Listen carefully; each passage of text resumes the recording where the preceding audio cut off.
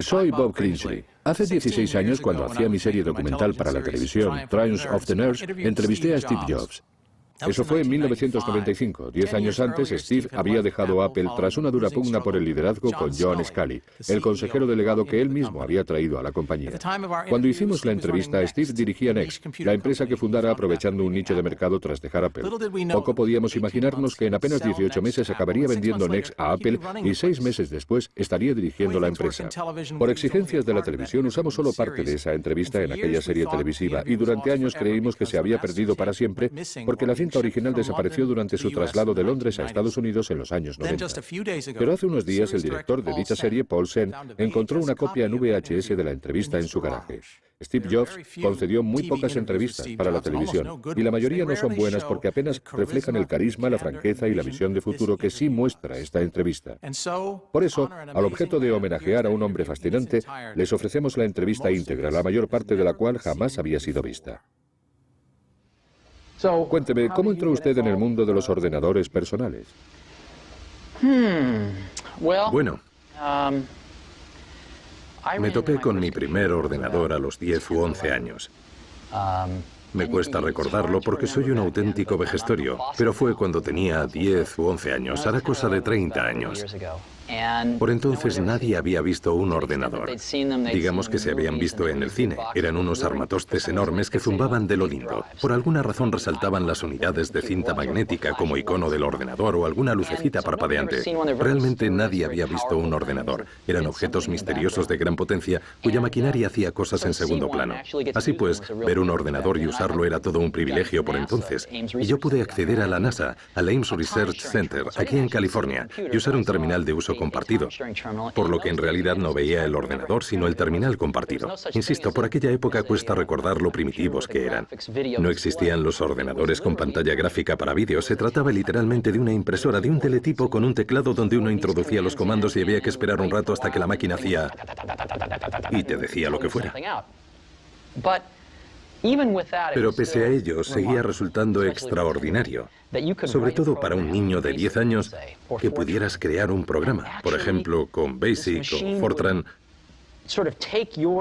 y que el aparato, digamos, que tomara tu idea y la ejecutara de alguna manera, consiguiendo resultados. Y si encima eran los resultados que preveías si tu programa funcionaba, era una experiencia increíblemente emocionante.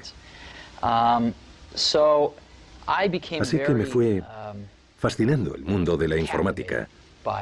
Si bien el ordenador para mí seguía entrañando cierto misterio, porque estaba al otro extremo de un cable y en realidad nunca había visto el ordenador en sí, aunque luego me enseñaron muchos ordenadores y pude ver sus entresijos. Más adelante formé parte de un grupo en Hewlett Packard. Cuando tenía 12 años, llamé a Bill Hewlett, que vivía en las instalaciones de Hewlett Packard por entonces. Este dato delata mi edad, pero entonces los números aparecían en el listín telefónico, con lo que me bastó con buscar su nombre. Él respondió al teléfono y le dije: hola, me llamo Steve Jobs. Usted no me conoce, pero tengo 12 años y estoy montando un contador de frecuencias y me gustaría que me diera algunos componentes que le sobren.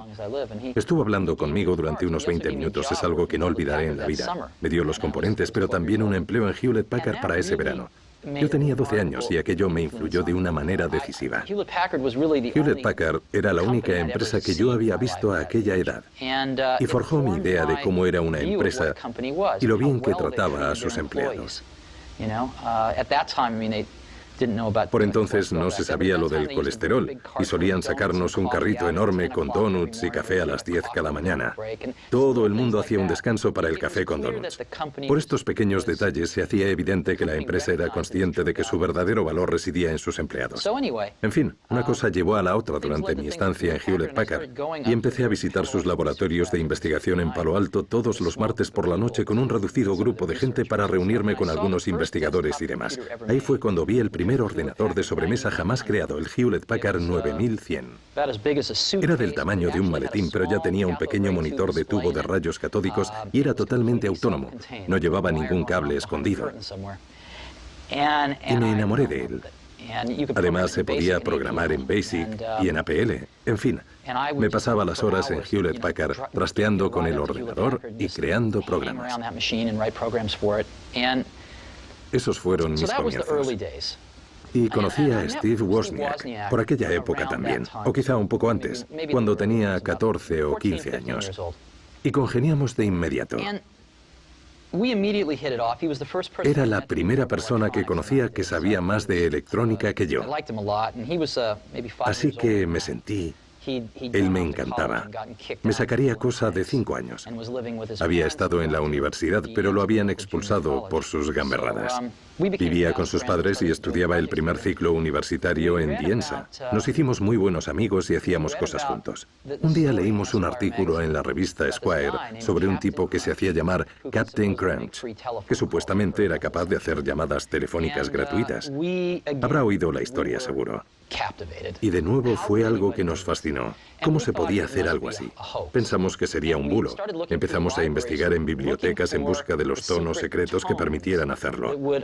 Al final resultó que estando en el Stanford Linear Accelerator Center de Stanford, una noche, en lo más recóndito de su biblioteca técnica, en la última estantería, en la balda inferior del rincón, encontramos una revista técnica de la empresa AT&T, donde se explicaba todo el procedimiento. Es otro momento que nunca olvidaré. Vimos la revista y pensamos, Dios mío, es cierto. Así que nos pusimos a montar un dispositivo que emitiera esos tonos. Y la cosa funcionaba así. Recuerda que antes, cuando uno hacía una llamada a larga distancia, se escuchaba un... ¿de fondo? Eran tonos como el de marcación telefónica, pero en otra frecuencia, con lo cual no podías reproducirlos.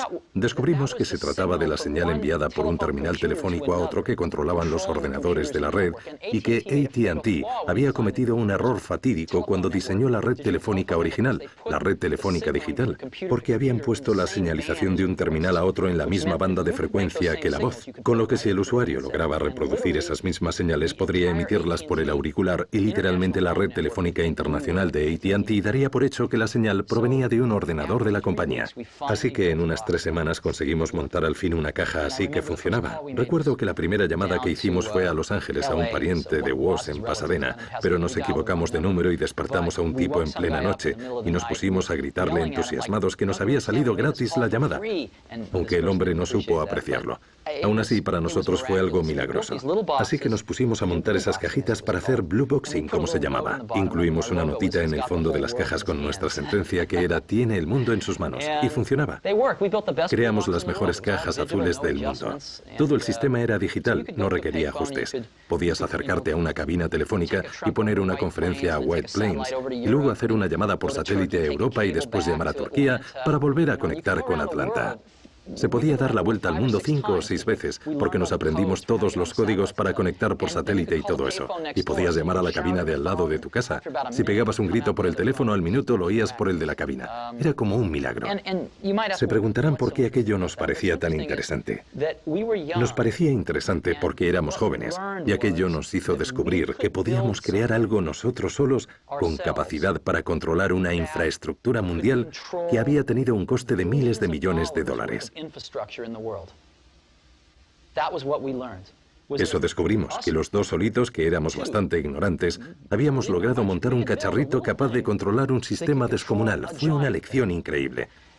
No creo que nunca hubiera llegado a crearse un ordenador Apple de no haber existido estas cajas azules. Woz dice que llamaron ustedes al Papa. Sí, llamamos al Papa. Woz se hizo pasar por Henry Kissinger. Conseguimos el número del Vaticano y llamamos al Papa. Empezaron a despertar a la jerarquía eclesiástica, a cardenales y demás. Y llegaron a enviar a alguien a despertar al Papa, pero nos dio un ataque de risa y se dieron cuenta de que no era Henry Kissinger. Así que no llegamos a hablar con el Papa, pero fue divertidísimo. ¿Y qué les hizo dar el salto de las cajas azules a los ordenadores personales? ¿Cómo fue? Bueno, la necesidad, en el sentido de que disponíamos de ordenadores de uso compartido y había una empresa dedicada a esto en Mountain View que nos permitía usarlos gratuitamente. Pero necesitábamos un terminal y no podíamos permitírnoslo, así que nos diseñamos y montamos uno. Fue lo primero que hicimos, montar ese terminal.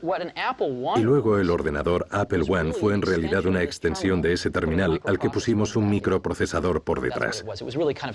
Eran en realidad 2 proyectos distintos que combinamos. Primero montamos el terminal y luego creamos el Apple One. Y en realidad lo creamos para nosotros, porque no podíamos permitirnos comprar nada. con lo que nos agenciamos las piezas y montamos los aparatos a mano. Nos llevaba de 40 a 80 horas montar una unidad y siempre se nos averiaban porque llevaban cablecitos finísimos. Al final resultó que muchos de nuestros amigos también querían montarse un ordenador y aunque lograban agenciarse la mayoría de componentes, no tenían la destreza para ensamblarlos que nosotros habíamos adquirido al formarnos en la práctica, así que acabamos ayudándoles a montar la mayoría de ordenadores y se nos iba todo el tiempo. Así que se nos ocurrió crear lo que se llama un tablero de circuito impreso, una pieza de fibra de vidrio con cobre a ambos lados por donde discurren los cables para así montar el ordenador. Así podrían montarse ordenadores Apple I en unas pocas horas en vez de 40. Si tuviéramos un tablero así, podríamos vendérselos a nuestros amigos por el precio que nos costaba montarlo y así recuperar el dinero. Todo el mundo estaría contento y podríamos volver a disponer de nuestro tiempo. Y eso hicimos. Vendí mi furgoneta a Volkswagen y Steve su calculadora y conseguimos reunir dinero para pagar a un amigo que se encargaría de diseñar el tablero de circuito impreso. Fabricamos varios tableros y se los vendimos a nuestros amigos. Yo quería vender el resto para recuperar la furgoneta y la calculadora. Así que me planté en la primera tienda de ordenadores del mundo de Byte Shop en Mountain View, en la calle El Camino, creo que estaba, que se transformó en una librería de adultos años después, pero entonces era The Byte Shop. Y el gerente, creo recordar que se llamaba Paul Terrell, me dijo, mira, te compro 50 unidades. Fenomenal, le respondí, pero añadió, los quiero montados. Esto no se nos había ocurrido. Así que le dimos vueltas y pensamos, ¿por qué no? ¿Por qué no probarlo? Así que me pasé los días siguientes al teléfono hablando con distribuidores de componentes electrónicos. No sabíamos dónde nos metíamos. Les dije los componentes que necesitábamos. Decidimos comprar 100 lotes de componentes, montar 50 ordenadores y vendérselos a The Byte Shop al doble de lo que nos había costado montarlos. Y así sufragar el coste de los 100 y que nos quedaran 50 con los que obtener beneficios vendiéndolos. Así que convencimos a los distribuidores de que nos suministraran los componentes a crédito a 30 días sin saber lo que suponía. Nos dijeron, firmad aquí. Teníamos pues 30 días para pagarles. Compramos los componentes, montamos los ordenadores y le vendimos 50 a The Byte Shop en Palo Alto, que nos pagó cuando se cumplían 29 días y acto seguido fuimos a pagar a los distribuidores dentro de esos 30 días. El negocio estaba en marcha. Pero sufrimos la crisis de disponibilidad de beneficios de la que hablaba Marx. No disponíamos de nuestras ganancias en capital líquido. Nuestros beneficios eran 50 ordenadores apilados en un rincón. Tuvimos que plantearnos cómo hacer efectivos nuestros beneficios y nos planteamos el tema de la distribución, a ver si había más tiendas de ordenadores. Llamamos a otras tiendas por todo el país y así nos introdujimos en el negocio. La tercera persona clave en la creación de Apple fue un ex ejecutivo de Intel, Mike Markkula. Le pregunté a Steve cómo se unió al proyecto. Estábamos diseñando el Apple II, para el que nos habíamos marcado unas metas mucho más ambiciosas. Woz, por su parte, quería añadir gráficos en color. Yo, por la mía, tenía muy claro que aunque había algunos aficionados al hardware capaces de montar sus propios ordenadores, o al menos de agregarle a nuestro tablero los transformadores para conectar el aparato a la corriente, la carcasa, el teclado, etc., y de conseguir los demás componentes, por cada uno de esos aficionados debía haber 1 millar de personas incapaces de hacer tal cosa, pero deseosas de meterse a trastear con programas, fans de la programación, tal y como yo lo había sido cuando tenía 10 años y descubrí aquel ordenador. Con lo que mi meta soñada con el Apple II era vender el primer ordenador personal real totalmente acabado, listo para usarse por cualquiera sin necesidad de entender de hardware. Y así, combinando ambas metas, concebimos el producto. Encontré a un diseñador y concebimos el acabado y demás. Queríamos fabricarlo todo en plástico.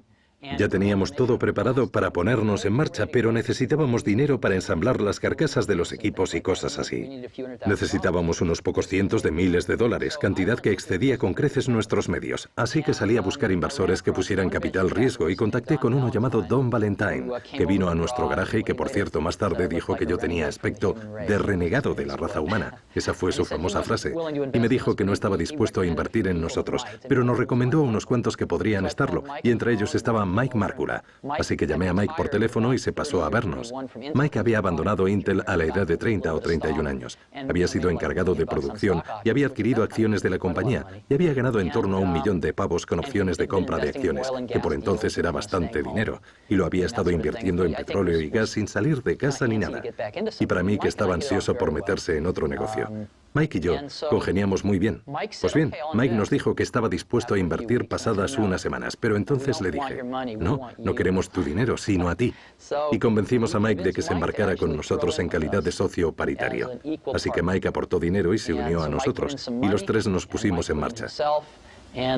Cogimos el diseño ya casi finalizado del Apple II y dispusimos la fábrica para su producción y anunciamos su salida al mercado unos meses después en la Feria de Informática de la Costa Oeste. ¿Y cómo fue? Fantástico. Conseguimos los mejores. La Feria de Informática de la Costa Oeste era de poca monta entonces, pero para nosotros era algo grandioso.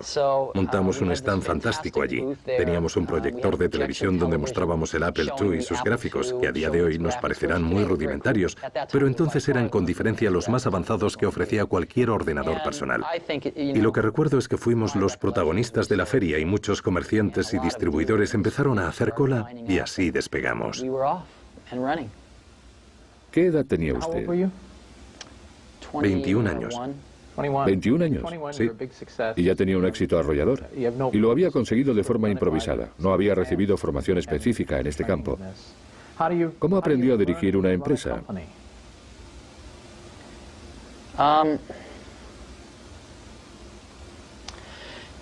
¿Sabe?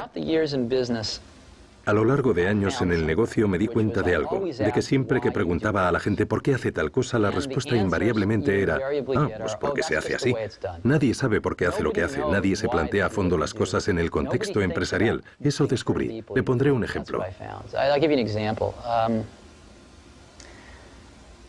Cuando montábamos los ordenadores Apple I en el garaje, sabíamos exactamente lo que costaban. Cuando pasamos a la producción en fábrica, por la época del Apple II, los contables partían de la idea de un coste estándar. Se fijaba un coste estándar y al final del trimestre se ajustaba el precio a las variaciones. Yo no paraba de preguntar por qué se hacía así. Y me respondían que se hacía así. Y tras 6 meses indagando, vi que la razón por la que se hacía así era porque no se dispone de mecanismos para controlar el coste real, con que se hace una hipótesis y luego se ajusta el coste al final del trimestre. Y no se conoce el coste real porque los sistemas de información no son lo bastante buenos, pero nadie me lo explicaba así. Por eso, cuando diseñamos una fábrica automatizada para los Macintosh, logramos librarnos de muchas de esas ideas anticuadas y conocer con exactitud el coste de los productos al instante. Por eso, en las empresas muchas cosas funcionan en base a lo que yo llamo creencias heredadas. Es decir, se hacen de tal modo porque así se hicieron ayer y el día anterior. Eso significa que si uno se molesta en hacer muchas preguntas y en plantearse las cosas y en esforzarse, se puede aprender el negocio bastante rápido. No es algo que cueste tanto. No hace falta ser un genio. No hace falta, ¿no? Bien, cuando entró en contacto con los ordenadores por primera vez, antes de inventarlos, cuando trabajaba en el modelo HP 9100, nos ha comentado que creaba programas. ¿Qué tipo de programas? ¿Para qué servían?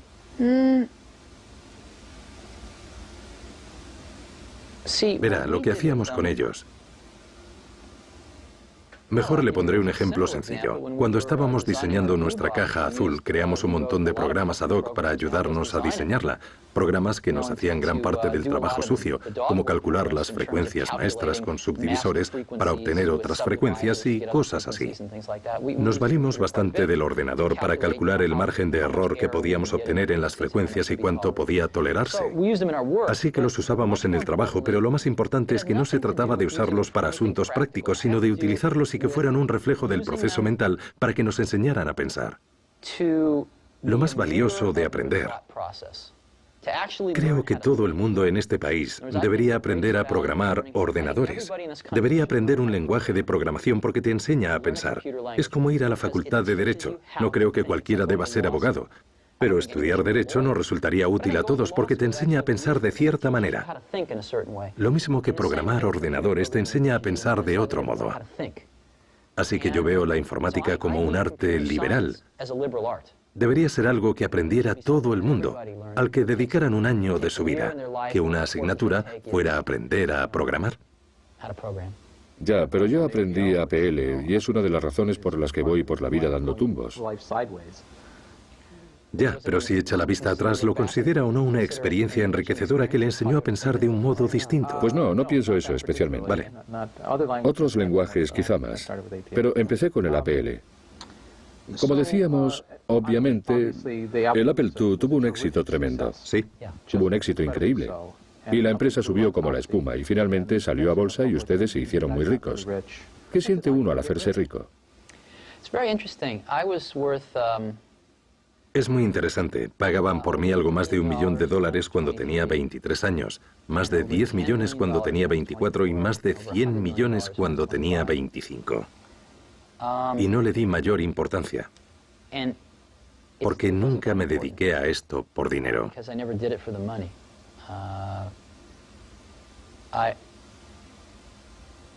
Creo que el dinero es algo maravilloso porque te permite hacer cosas, te permite invertir en ideas que a corto plazo no reportan beneficios y cosas así. Pero sobre todo en ese momento de mi vida el dinero no era lo más importante. Lo que más importaba era la empresa, la gente, los productos que fabricábamos, las posibilidades que iba a ofrecer a los usuarios. Vamos, que no me paraba mucho a pensar en ello. Nunca se me ocurrió vender acciones. Estaba convencido de que la empresa iría muy bien a largo plazo. Algo decisivo para la creación del ordenador personal fue el trabajo pionero que se estaba llevando a cabo en el Centro de Investigación Palo Alto de Xerox, centro que Steve visitó por primera vez en 1979. Había 3 o 4 personas que no paraban de darme la lata con que moviera el culo y fuera a conocer Xerox Park para ver lo que estaban haciendo allí. Al final les hice caso y fui. Fueron muy amables y me mostraron en lo que andaban trabajando. Concretamente me enseñaron 3 proyectos, aunque me quedé tan deslumbrado por el primero que ni llegué a ver los otros 2. Una de las cosas que me mostraron fue la programación orientada al objeto. Me lo mostraron, pero ni siquiera alcancé a verlo. Otro proyecto que me mostraron fue un sistema computacional en red. Tenían más de un centenar de ordenadores alto conectados en red con su propio correo electrónico, etcétera, etcétera. Pero tampoco pude asimilarlo por lo deslumbrado que me había quedado por lo primero que me habían enseñado, la interfaz gráfica de usuario. Me pareció lo mejor que había visto en mi vida. Recuerdo que aún tenía muchos fallos. Lo que me mostraron estaba inacabado. Habían hecho varias cosas mal, pero no lo sabíamos entonces. Con todo y con eso tenían el germen de la idea y lo habían hecho muy bien. Y en apenas 10 minutos me quedó patente que todos los ordenadores funcionarían así algún día. Era evidente. Estaba por ver cuántos años harían falta y quién se llevaría el gato al agua. Pero era indiscutible que era inevitable, era obvio. Ustedes hubieran pensado lo mismo. ¿Sabe? Son justo las palabras que empleó Paul Allen. Sí. Es muy interesante. Sí, era obvio. En todo caso, repitió visita. Después regresó acompañado de otras personas. Sí. ¿Qué pasó en aquella segunda ocasión? ¿Le hicieron esperar lo suyo? No. ¿No? Vaya, pues Adele Goldberg me dijo otra cosa. ¿A qué se refiere? Bueno, ella les hizo la demostración cuando volvieron en grupo y Sí. me dijo que estuvo negándose durante 3 horas y que les llevaron a otros departamentos a mostrarles otras cosas, mientras ella seguía negándose. Ah, ¿se refiere a que eran reacios a hacernos la demo? Ella.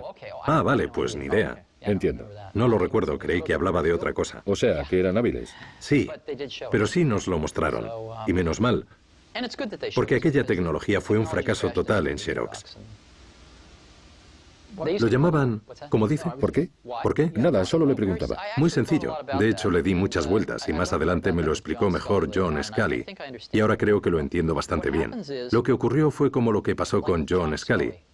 John Scully venía de PepsiCo, donde cambiaban sus productos como mucho cada 10 años. Y eso que para ellos sacar un nuevo producto era cambiar el tamaño de la botella, ¿vale? Si uno era encargado de producción, no podía cambiar gran cosa el curso de la compañía. ¿Quiénes fueron entonces los responsables del éxito de PepsiCo? Los comerciales y encargados de marketing. Eran ellos pues quienes ascendían y por tanto dirigían la empresa. Pues bien, puede que a PepsiCo le funcionara, pero lo mismo puede ocurrir en las empresas tecnológicas que monopolizan el mercado como IBM y Xerox. Si eras encargado de producción en IBM o Xerox, ¿qué más daba que pudieras producir mejores ordenadores o fotocopiadoras? Cuando una empresa monopoliza su sector de mercado, esta deja de tener éxito. Luego, quienes pueden conseguir mayor éxito para la compañía son los encargados de ventas y de marketing, que acaban dirigiendo estas empresas. Y a los encargados de producción se les aparta del proceso de toma de decisiones. Y las empresas se olvidan de lo que supone fabricar un buen producto. La gente con sensibilidad e ingenio para crear los productos de calidad que hicieron que la empresa monopolizara el mercado queda anulada por quienes dirigen la empresa, que no saben distinguir entre un buen y un mal producto. Gente que no tiene ni idea del dominio del oficio que requiere tomar una buena idea y convertirla en un buen producto, y a quienes no suele moverle un interés genuino de ayudar a los consumidores. Así ocurrió en Xerox. Los del parque solían llamar a los directivos cabezas de tóner. Venían al centro de investigación y no tenían ni idea de lo que les enseñaban. Para que los espectadores lo entiendan, ¿qué es el tóner? Pues el tóner es lo que se pone en las fotocopiadoras. Ya sabe, el tóner que se añade en fotocopiadoras industriales. El polvillo negro. Ese polvillo negro, sí.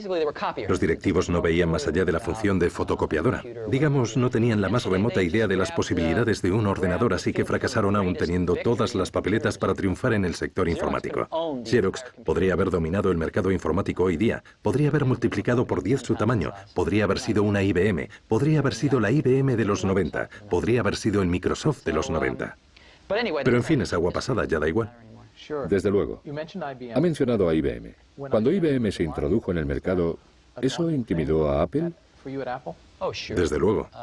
Es decir, por un lado estaba Apple, una empresa valorada en $1.000 millones, y por otro IBM, por entonces valorada en unos $30.000 millones, que se disponía a introducirse en el mercado. Claro que nos asustó, no era para menos. Aunque cometimos un error garrafal. El primer producto que sacó IBM era malo, realmente pésimo, y nosotros cometimos el error de no darnos cuenta de que había mucha gente interesada en ayudar a IBM a mejorar su producto. Por eso, si hubiera dependido exclusivamente de IBM, habrían fracasado. Pero IBM partía de un planteamiento muy acertado, contar con mucha otra gente con intereses creados en su éxito, y eso le salvó al final. Usted volvió de su visita al Xerox Park con una idea. ¿Cómo la puso en práctica? Pues reuní a nuestros mejores empleados y les puse a trabajar en ello. El problema era que habíamos contratado a un grupo de gente de Hewlett Packard y no acababan de entender la idea. Recuerdo tener unas discusiones tremendas con algunos que pensaban que lo más chulo de la interfaz de usuario era que tuviera teclas programables en la parte inferior de la pantalla. No concebían lo que era una fuente de espaciado proporcional o un ratón. De hecho, recuerdo una discusión. Me gritaban que nos llevaría 5 años diseñar un ratón y que cada uno nos costaría $300. Al final me harté, salí y di con la empresa David Kelly Design. Les pedí que me diseñaran un ratón y en 90 días teníamos un ratón cuya producción nos salía por 15 pavos y de una fiabilidad increíble. Me di cuenta de que, en cierto modo, Apple no contaba con gente capacitada para entender la idea que me proponía en muchos sentidos.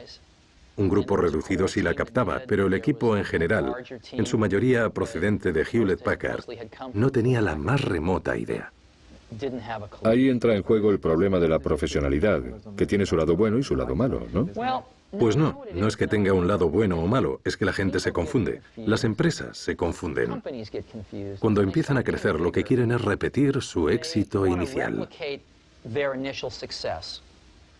Muchas piensan, bien, hay una fórmula mágica en la manera en que hemos logrado el éxito, e intentan institucionalizar ese modo de proceder en todos los ámbitos de la empresa. Y muy pronto la gente empieza a no distinguir el proceso de producción del producto final. Y eso supuso a la larga la perdición para IBM. IBM cuenta con los mejores fabricantes del mundo. Pero olvidaron pensar en el producto final. Y también es un poco lo que pasó en Apple. Teníamos a mucha gente estupenda gestionando la fabricación, pero no sabían nada del producto que fabricaban. Y a lo largo de mi carrera profesional he ido descubriendo que los mejores profesionales son los que de verdad entienden la esencia del producto. Y es una lata dirigirlos, pero uno hace de tripas corazón porque son buenísimos con el producto final. Así se obtienen buenos productos, no importa cómo se fabriquen, sino su contenido. Sufrimos en cierta medida ese problema en Apple. Y ese mismo problema nos llevó a diseñar el ordenador Lisa, que tuvo sus momentos. En cierto modo era un ordenador muy adelantado a su tiempo, pero no se comprendió bien el contenido fundamental del producto. Apple se alejó demasiado de sus orígenes. Para los empleados procedentes de Hewlett Packard, $10.000 les parecía barato. Para nuestro mercado, para nuestros canales de distribución, $10.000 era un precio imposible. Así que fabricamos un producto que no encajaba con la filosofía de nuestra empresa, nuestra imagen, nuestros canales de distribución ni nuestra clientela. No podían permitirse un producto semejante y fue un fracaso. John Couch y usted se enfrentaron por el liderazgo de la empresa. Totalmente, y perdí. Así es. ¿Qué provocó ese enfrentamiento? Yo creía que la producción de los ordenadores Lisa iba a acarrearnos serios problemas. Opinaba que iba por muy mal camino, como acabo de explicar. Pero no logré convencer a suficientes altos cargos de Apple de que ese era el caso. Y dirigíamos la empresa en equipo por lo general. Así que fracasé en mi intento. Y estuve obsesionado con el tema durante unos meses, pero no mucho después me dio por pensar que si no hacíamos algo al respecto, el Apple II estaba perdiendo fuelle. Y necesitábamos hacer algo rápidamente con esa tecnología, o Apple podría dejar de existir como la empresa que era. Así que formé un pequeño equipo al que encomendé el Macintosh. Y nos embarcamos en una misión divina para salvar a Apple. A nadie más se lo parecía, pero al final teníamos razón. Y conforme fuimos desarrollando el Mac, me fue quedando claro que era una forma de reinventar Apple. Lo reinventamos todo. Reinventamos la forma de fabricar los ordenadores. Visité unas 80 fábricas automatizadas en Japón y montamos la primera fábrica automatizada de ordenadores del mundo aquí, en California. Adoptamos el microprocesador 68000 del Lisa. Negociamos un precio 5 veces menor de como Lisa iba a pagarlo porque íbamos a producir un volumen muy superior. Y empezamos a diseñar el producto pensando en venderlo por $1000, pero no pudimos. Lo llamamos Macintosh. Podríamos haberlo vendido a $2000, pero lo sacamos a $2500. Dedicamos 4 años de nuestra vida exclusivamente a eso, a fabricar el producto y a montar la fábrica automatizada, es decir, la maquinaria para fabricar las máquinas. Montamos un sistema de distribución totalmente nuevo, adoptamos una estrategia de marketing totalmente novedosa y creo que dio muy buenos resultados. Bien, usted fue quien motivó al equipo. Tuvo que guiarles. Tuvimos que reunir al equipo. Sí, tuvo que reunir al equipo, motivarlo, guiarlo, lidiar con él. Hemos entrevistado a muchas personas del equipo que creó el Macintosh. ¿Sí? Y todos atribuyen su éxito al entusiasmo que usted le puso, a su visión de futuro. ¿Qué prioridades estableció? ¿Qué considera importante a la hora de crear un producto?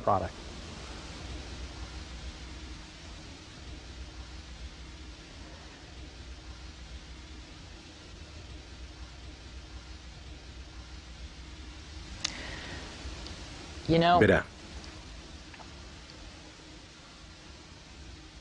una de las cosas que más perjudicó a Apple después de mi partida fue que John Sculley contrajo una enfermedad muy grave. Una enfermedad que he visto contraer a más gente. La enfermedad de pensar que con tener una buena idea se tiene el 90% del trabajo. Y que basta con decir a los demás, aquí tenéis una idea fantástica para que la hagan realidad. Y el problema es que requiere un tremendo conocimiento del oficio hacer de una buena idea un buen producto. Y conforme uno va desarrollando una buena idea, va cambiando y creciendo, y nunca acaba materializándose como se concibió, porque uno va aprendiendo al entrar en los detalles, aunque también va teniendo que sacrificar cosas importantes en pos del resultado final. Hay determinados comportamientos que no puedes conseguir de los electrones, del plástico, del cristal, de una fábrica o de un robot. Y cuando integras todo esto, el diseño de un producto requiere tener 1000 cosas en mente. Todos esos conceptos y conseguir que encajen de diferentes maneras para alcanzar tu objetivo. Y cada día descubres algo nuevo, ya sea un nuevo problema o una nueva oportunidad de hacer que todas esas piezas encajen de una forma distinta. Y en ese proceso está la magia. Así pues, arrancamos con un montón de ideas estupendas, pero siempre he tenido la impresión de que un equipo que hace algo en lo que realmente cree es como cuando, siendo yo un crío, había un viudo que vivía en la calle y rondaba los 80. Daba miedo mirarle, pero intimé un poco con él. Se le ocurrió pagarme por cortarle el césped o algo así. Y un día me pidió que lo acompañara a su garaje porque quería enseñarme algo, y entonces sacó su viejo y polvoriento pulidor de piedras. Estaba compuesto por un motor, una lata de café y una banda en medio. Acompáñame, me dijo, y salimos al patio y cogimos unas piedras corrientes y feas. Las metimos en la lata junto con un poco de líquido y de arenilla. Cerramos la lata y encendió el motor. Vuelve mañana, me dijo. Y la lata metía mucho ruido con el golpeteo de las piedras. Cuando regresé al día siguiente y abrimos la lata, sacamos unas piedras preciosas y totalmente pulidas.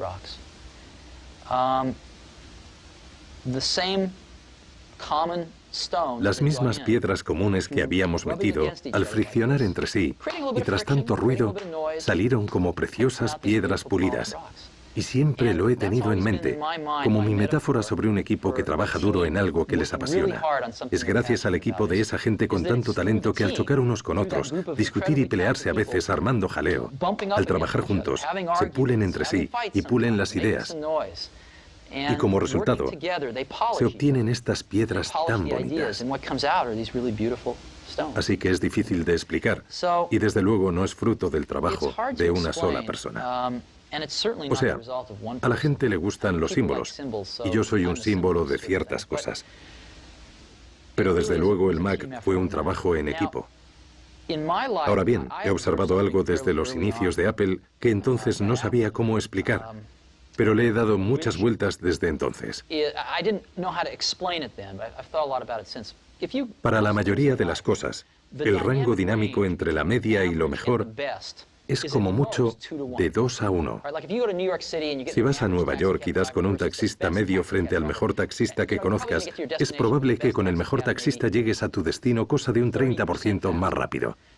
En un coche, ¿qué diferencia hay entre uno en la media y el mejor? Tal vez del 20%.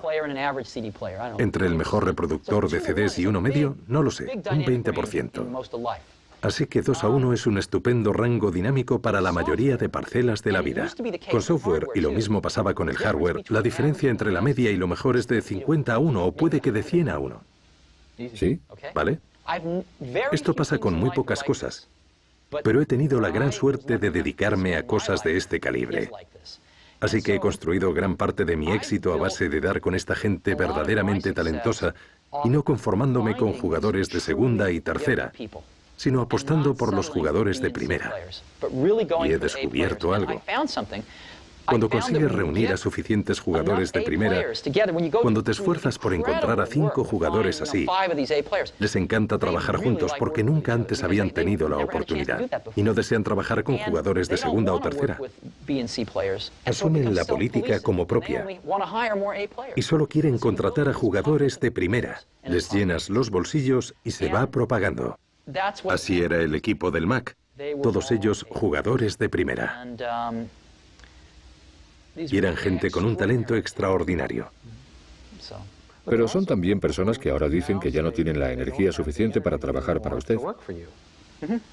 Así es. Si habla con mucha de la gente del equipo del Mac, le dirán que fue donde más se dejaron la piel. Algunos le contarán que fue la época más feliz de su vida.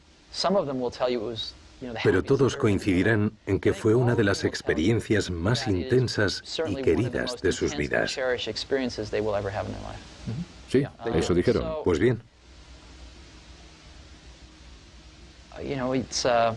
Hay cosas que no son sostenibles para algunas personas.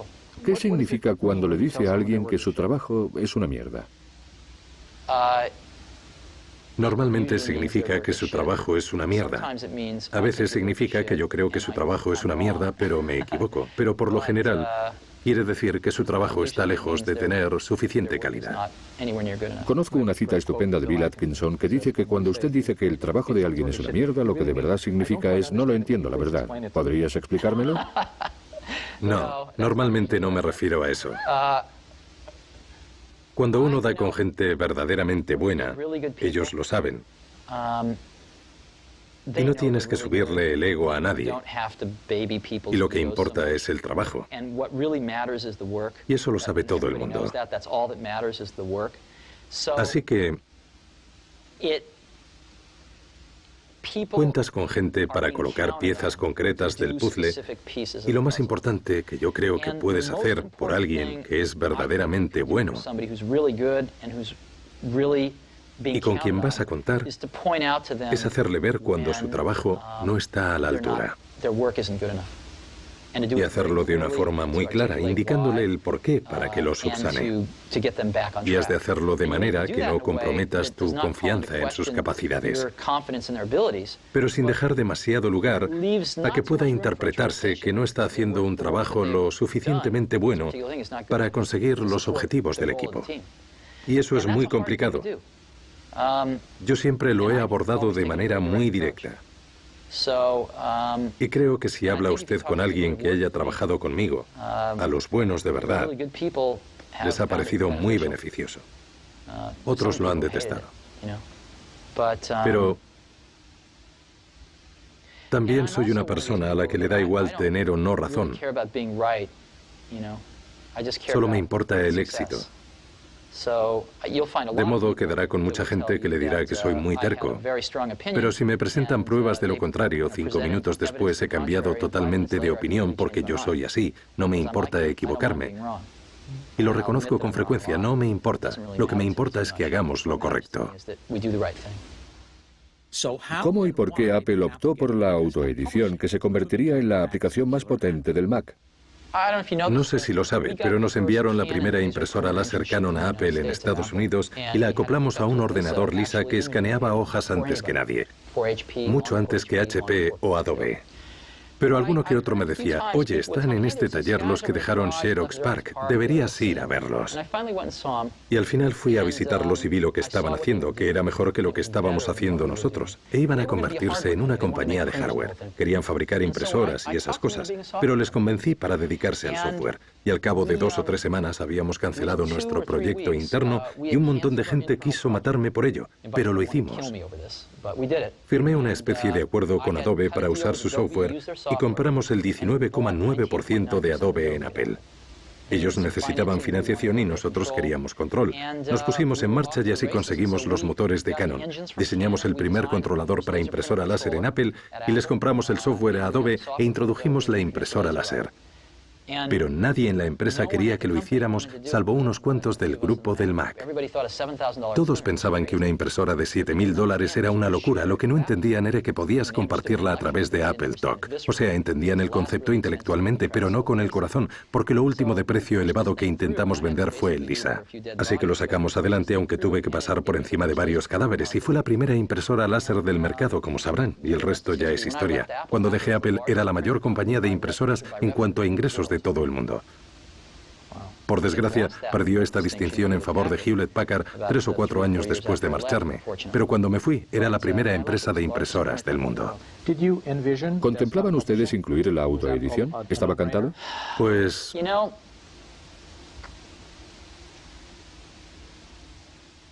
sí.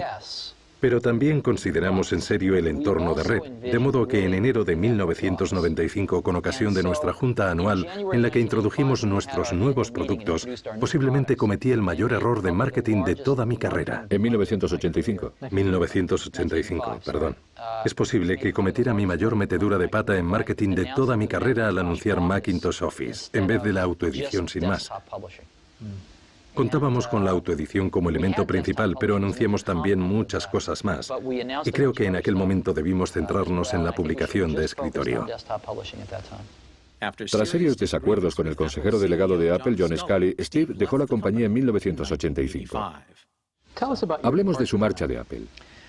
Fue muy dolorosa. Ni siquiera sé si quiero hablar de ello.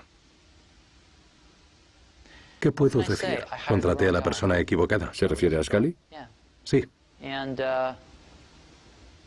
Él destruyó todo por lo que había trabajado durante 10 años. Empezando por mí. Pero eso no fue lo más triste. Habría dejado Apple con mucho gusto si se hubiera convertido en lo que yo quería. Básicamente se montó en una nave espacial a punto de abandonar la plataforma de lanzamiento, cosa que hizo. Pero se le subió a la cabeza. Se lió y pensó que él había construido la nave. Luego, digamos que cambió la trayectoria de manera que era inevitable que se estrellara contra la Tierra.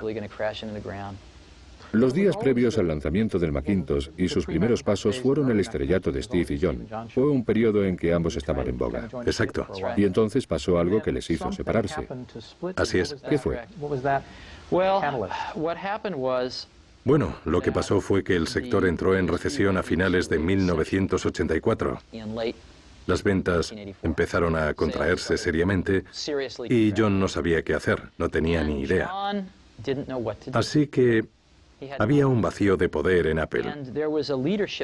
Había directores francamente fuertes encargados de dirigir las divisiones. Yo llevaba la del Macintosh y otra persona se encargaba del Apple II. Había problemas con algunos departamentos. Había un encargado de almacenamiento que era para echarle de comer aparte y un par de cosas que debían cambiarse, pero todos esos problemas actuaron como una olla a presión debido a la contracción del mercado. Y carecíamos de líder. Con lo que John no tenía muy contenta a la Junta y seguramente no duraría mucho en la compañía. Y algo que nunca había visto en John hasta entonces era su increíble instinto de supervivencia. Alguien me dijo en cierta ocasión que no habría llegado a presidente de PepsiCo de no ser por su instinto. Y era cierto. John decidió que un buen candidato para señalar como la raíz de todos esos problemas sería yo. Así que surgió el conflicto entre ambos. John estableció una relación muy estrecha con la junta directiva y le creyeron. Así fue como sucedió. Tenían pues planteamientos opuestos en cuanto a la empresa. Claramente. Bueno, no tanto planteamientos opuestos, pues dudo que John tuviera alguno. Lo que quería preguntarle es qué planes tenía usted, Sí. que en este caso no prevalecieron. No se trataba de un problema de planes, sino de ejecución. En el sentido de que yo opinaba que Apple necesitaba un liderazgo mucho más enérgico que unificase a las distintas facciones que habíamos creado al organizarnos en secciones. Creía que el Macintosh era el futuro de Apple, que debíamos restringir drásticamente los gastos referentes al ordenador Apple II, que debíamos invertir fuertemente en el área del Macintosh, en esa línea. Y los planes de John eran seguir siendo el consejero delegado. Y cualquier cosa que le ayudara a conseguirlo le parecía bien. Así que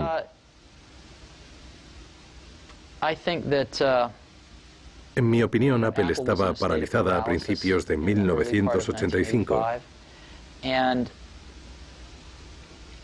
Y yo no estaba capacitado por entonces, no lo creo, para dirigir la empresa en general. Yo tenía 30 años y no tenía suficiente experiencia como para dirigir una empresa valorada en $2.000 millones. Y lamentablemente John tampoco. Pero en fin, se me comunicó de una manera inequívoca que no había trabajo para mí allí. Aquello fue muy trágico. Como desterrarle a Siberia.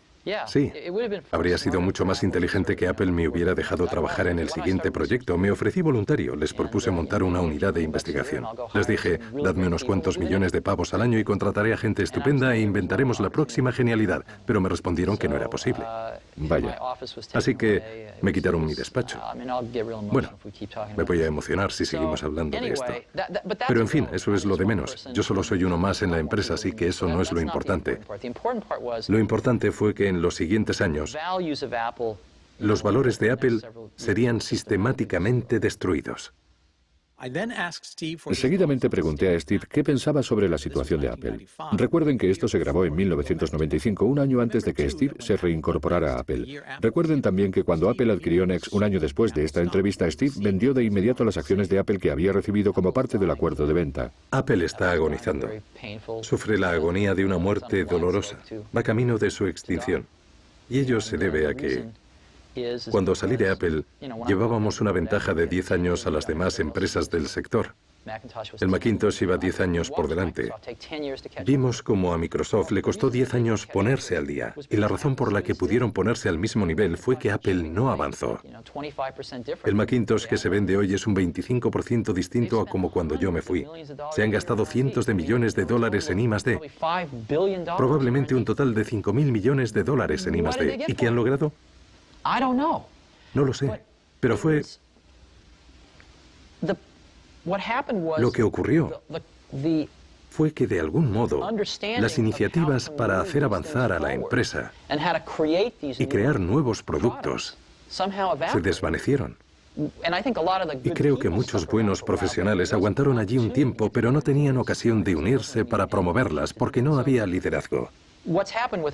Por eso lo que ha pasado con Apple ha sido que se ha quedado atrás en muchos aspectos, sin duda en cuota de mercado, y lo que es más importante, su distinción se ha visto mermada por Microsoft. De modo que ahora lo que tienen es una base asentada que no crece, sino que disminuye lentamente, aunque aún les proveerá de buenos ingresos durante varios años, si bien van cuesta abajo irremediablemente. Es una lástima y no creo que la tendencia sea reversible a estas alturas. Tampoco yo. ¿Y qué me dice de Microsoft? Están arrasando actualmente. Cierto. Son, digamos, como el clásico Ford LTD, que se está volviendo futurista. Desde luego no tienen el lujo del Cadillac, ni son de alta gama como BMW. Ya. Pero están... Ya sabe, ¿qué está pasando? ¿Cómo han conseguido llegar tan lejos? Bueno, Microsoft se ha puesto en órbita gracias al apoyo e impulso de IBM. Sé que Bill se disgustaría si me oyera decir esto, pero es cierto. Y dicho sea en honor de Bill y Microsoft, aprovecharon esa fantástica oportunidad para abrir nuevas puertas a su empresa. La mayoría no lo recordará, pero hasta 1984 con el Mac, Microsoft no estuvo en el mercado de las aplicaciones. Ese sector lo dominaba Lotus. Microsoft se la jugó al empezar a crear programas y aplicaciones para el Mac. Y sacaron unas aplicaciones malísimas, pero siguieron insistiendo, fueron mejorándolas y al final acabaron por dominar el mercado de las aplicaciones para el Macintosh. Y se valieron del trampolín de Windows para introducirse en el mercado de los ordenadores personales con esas mismas aplicaciones. Y ahora dominan las aplicaciones para los ordenadores personales. Yo diría que tienen dos características.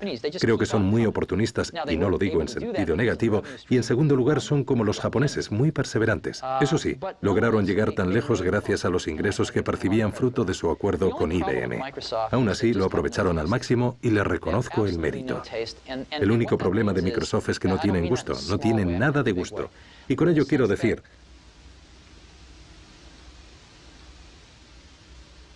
no me refiero a los detalles, sino en un sentido más amplio, en el sentido de que no buscan ideas originales ni enriquecen culturalmente sus productos. Se preguntarán por qué es importante.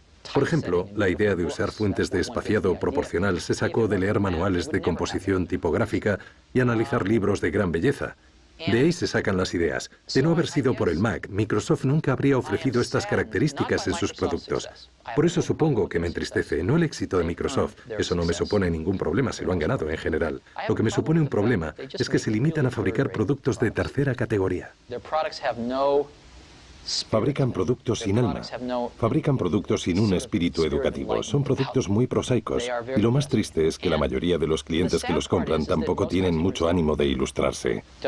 Pero la única forma de hacer progresar a nuestra especie es tomar los mejores productos y hacerlos llegar a todo el mundo, para que todos nos eduquemos con los mejores productos que existan y que empecemos a entender la sutil diferencia que supone usar los mejores productos. Y en ese sentido, Microsoft es como el McDonald's. Y eso es lo que me entristece, no que Microsoft haya salido triunfante, sino que sus productos no hagan alarde de más perspicacia y creatividad. ¿Y qué hace usted en ese sentido? Hablemos de Next. No estoy haciendo nada. Bien. Porque Next es una empresa demasiado pequeña para poder hacer nada al respecto. Me limito a observar. Realmente no hay nada que podamos hacer. A continuación hablamos de NeXT, la empresa que Steve dirigía en 1995 y que pronto adquiriría Apple. El software de NeXT acabaría siendo el corazón del Mac, es decir, su sistema operativo, que se denominó Mac OS X. No querrá que le hable de NeXT, ¿verdad? Sí, quiero sí. Vale, está bien. Bueno, lo mejor será, puesto que no tengo mucho tiempo, que le hable de NeXT en la actualidad. Me parece bien. Pues bien, no ha habido...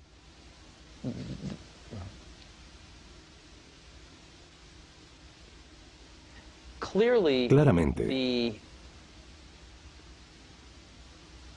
la mayor innovación en el sector informático se está produciendo en estos momentos en el ámbito del software, pero no se ha producido un cambio revolucionario en la forma que tenemos de crear el software.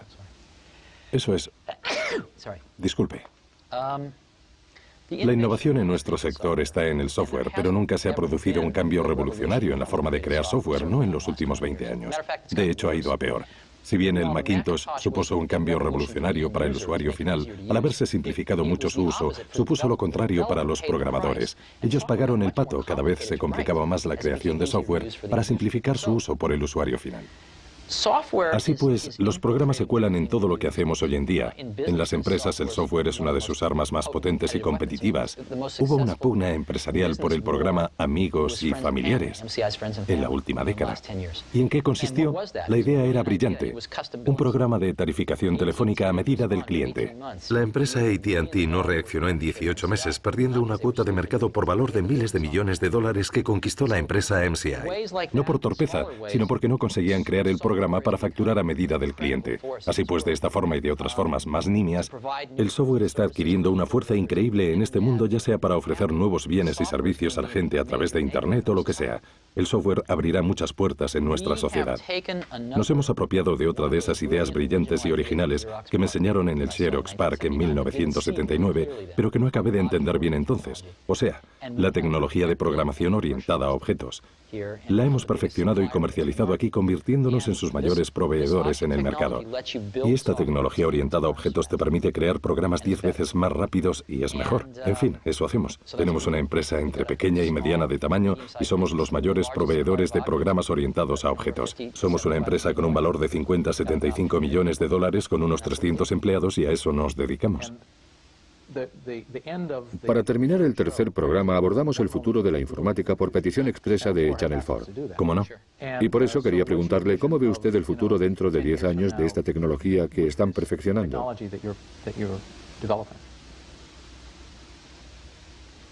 Pues verá, yo creo que Internet y la red se están produciendo dos cosas muy interesantes en el mundo de la programación y de la informática. Por un lado, la programación orientada a objetos y por otro, la red. Internet es algo apasionante porque supone haber cumplido nuestro sueño de que el ordenador no se limitara a ser principalmente un dispositivo para realizar cálculos, sino que se metamorfoseara en un dispositivo para la comunicación. Y con Internet está ocurriendo al fin. Y en segundo lugar, es fascinante que no sea propiedad de Microsoft, porque así se está produciendo mucha innovación. Por eso creo que Internet va a repercutir profundamente en nuestra sociedad.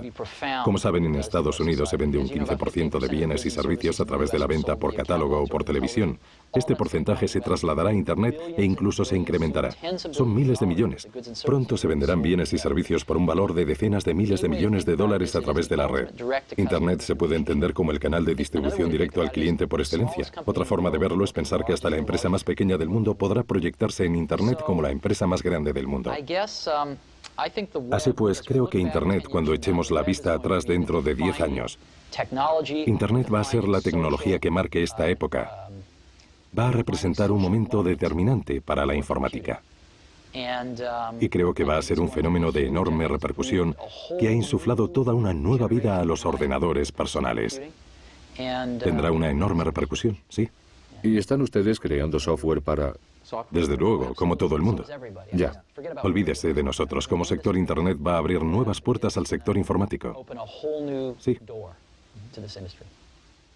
Y es otra de esas cosas que resultan evidentes a toro pasado, pero que hace 5 años, ¿quién lo hubiera dicho? Cierto. ¿No es maravilloso el mundo que nos ha tocado vivir? Tenía ganas de saber más sobre lo que le apasionaba a Steve. ¿Qué cosas le movían? Leí un artículo de muy joven en la revista Scientific American donde se medía la eficacia locomotora de distintas especies del planeta. Ya sabe, de los osos, los chimpancés, los mapaches, las aves y los peces. ¿Cuántas kilocalorías consumían para desplazarse 1 kilómetro? Y también se medía a los humanos. Y el cóndor salía ganador. Era el más eficiente. Pues bien, el hombre, la joya de la creación, aparecía en un puesto algo decepcionante, pasado el primer tercio. Ahora bien, alguien de la revista había tenido la brillante idea de medir a un hombre en bicicleta y ganaba con creces al cóndor. Culminaba el ranking. Y recuerdo que esto me impactó. Se me ha quedado grabado. Los humanos creamos herramientas susceptibles de aumentar de un modo espectacular nuestras habilidades innatas. Y para mí, de hecho, hicimos un anuncio con esa idea en los primeros tiempos de Apple, con la idea de que el ordenador personal era la bicicleta del pensamiento. Y creo en ello firmemente. De todos los inventos humanos, el ordenador acabará estando cerca, si no en el primer puesto de la lista, conforme pase el tiempo y miremos atrás. Es la herramienta más asombrosa que hayamos inventado jamás. Y me siento muy afortunado de estar justo en el lugar adecuado, en Silicon Valley, en el momento histórico oportuno, cuando ha tomado cuerpo este invento. Y como saben, cuando se fija un vector en el espacio, si uno cambia un poco su dirección al principio, el cambio de orientación es bestial cuando se aleja unos kilómetros en el espacio. Pues bien, tengo la sensación de que aún estamos realmente al inicio de ese vector. Y si somos capaces de encaminarlo en la dirección adecuada, será todavía un invento mejor según vaya evolucionando. Creo que hemos tenido oportunidad de hacerlo en varias ocasiones, lo que nos ha dado a cuantos estamos en esto una tremenda satisfacción. Pero ¿cómo saber cuál es la dirección adecuada?